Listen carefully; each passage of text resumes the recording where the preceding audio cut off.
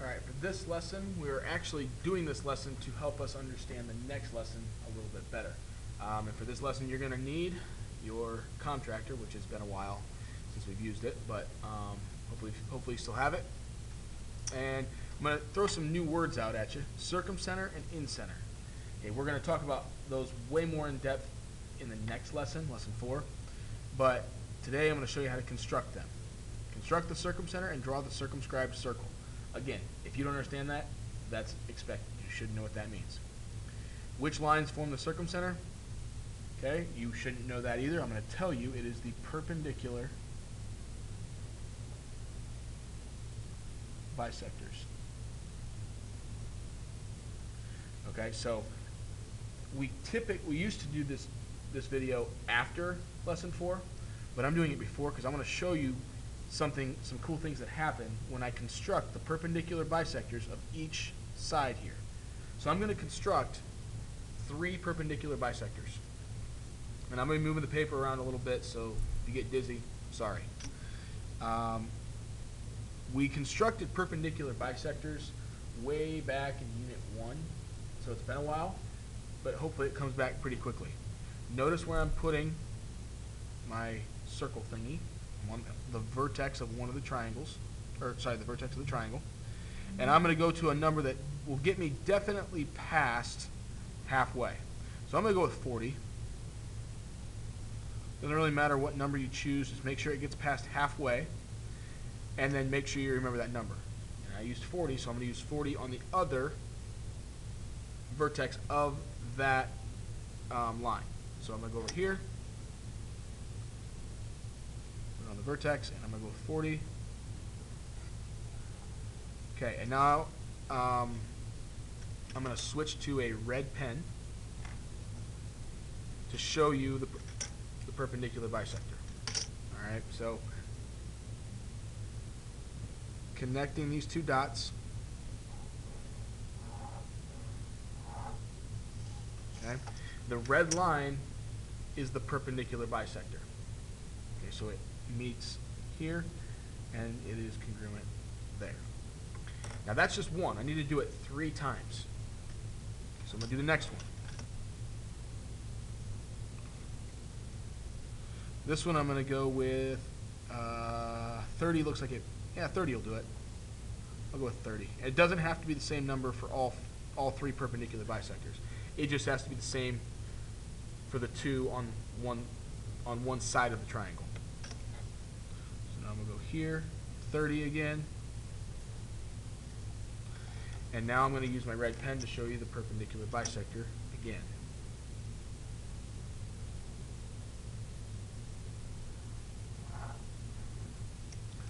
So again, the red line is the perpendicular bisector. And now I'm going to do one more. Now, I get that this is getting kind of messy, and it's going to, but that's okay. That's why I'm using red, to focus in on where those 2 red lines meet, and hopefully my 3rd red line meets as well. This one I'm going to go with, looks like 40 I could use again, but I'm going to go a little higher just to make it different. I'm going to go with 45. And then I'm going to go with 45 on this side as well. 48, 46, 45. Okay, and now I'm going to connect those with my contractor.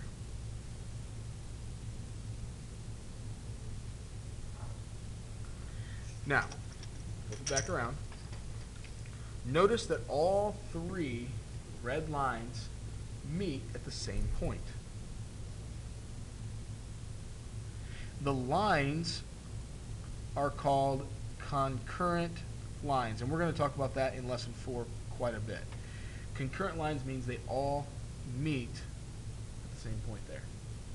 The point is the point of concurrency. And this specific one is called the circumcenter. So we just constructed the circumcenter. This right here is the circumcenter. Okay? Now, it has special properties. One, it's made by the perpendicular bisectors, obviously. I just used all of them, just made all the perpendicular bisectors and made the circumcenter. The second cool thing is it makes a circle that is called a circumscribed circle. So what I'm going to do is I'm going to put my circle thingy on the circumcenter, and I'm going to go out and I'm going to find the number that touches that vertex. Now watch what happens. I'm going to start making a circle. And look what happened. It hits the other vertex as well. I'm going to keep this circle going. Now, I know I'm going to get off. I can't do that completely. I'm going to turn it around, and I'm going to get that same number that I've been using, okay, which is right here, 37. I didn't pick that number. I found that number by going and seeing, matching it up, which of those numbers lined up with a vertex. And the cool thing is, that circle, notice how it touches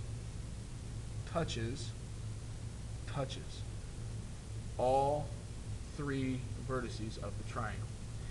This is called a circumscribed circle. It's where the triangle just touches the circle in all three spots of the triangle. Okay? And what this shows, this is the center of that circle. It shows that the radius, right, the radius is the distance from that center to the vertex. And it's the same all the way across the circle. So all of these are the same length.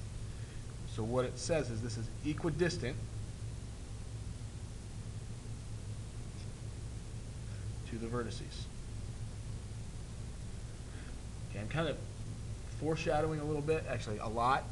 We're going to talk about that in the next lesson. But that's what this is showing. That circle is showing that the circumcenter has an equal distance to each vertex in the triangle. Okay? Okay, moving on. The incenter. Construct the incenter and draw the inscribed circle. All right, so again, we don't know what that is yet. So which lines form the incenter? Those are the angle bisectors. So now we're going to construct 3 angle bisectors. And again, this is something we did back in Unit 1. So it's been a while, but hopefully it comes back pretty quick. So to find an angle bisector, I'm first going to, I picked 30. Doesn't really matter what you pick, but it has to hit both parts of the angle, right? We're trying to bisect this angle, so we want to intersect both parts. And then I'm going to go to one of those intersections of the arc and the line. And I'm going to go out here to 30 and make an arc. I'm going to go over here using the same number, so I use 30. I got to use 30 again. There's an intersection.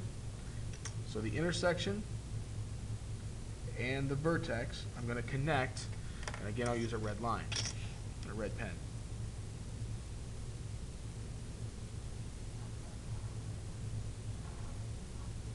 So that is the angle bisector of this angle here. So that means this and this are equal. We're going to do it again on the other angles. Make sure everybody can see it. All right, good. I'm going to go with 30 again. Come out here, I'll go with 30 again. Actually, I'm going to go a little bit bigger because I don't want to get everything going in the middle there. It gets confusing. So I went with 40, and I'll go with 40 again.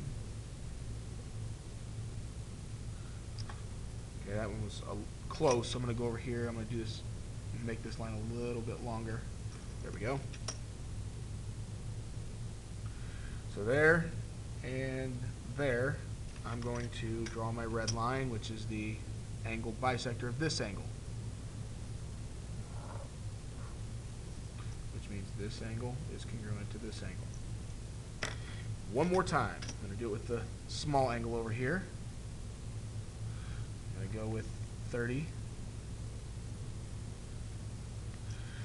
I'm And I'm going to try and use a smaller number now so I don't get into all that congestion up here. I'll go with 30 here and 30 here. Intersection and vertex. Use my straight edge to draw the line. Okay, and those are congruent as well. So I just used all the angle bisectors. So the concurrent lines, again, another set of concurrent lines, just like up here. These lines were the perpendicular bisectors. These lines are the angle bisectors. The point where they meet is called a point of concurrency, but this point is called the incenter. So this point right here where they all meet is called the incenter.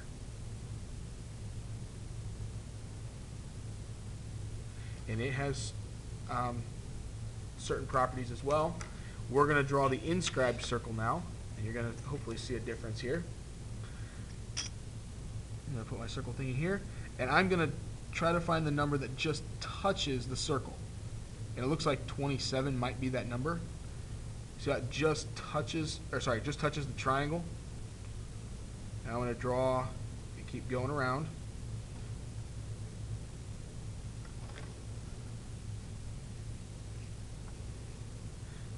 And look what it does. I can finish that up. Just turn the paper. I was using 27. Okay. It made a circle on the inside of the triangle instead of outside the triangle. This circle was outside the triangle, and the triangle touched the circle. This one, the circle's inside the triangle, and the circle touches the triangle. Touches here, here, and here.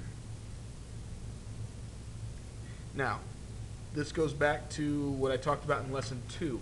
The distance from the point to the line is the perpendicular line, right? So that,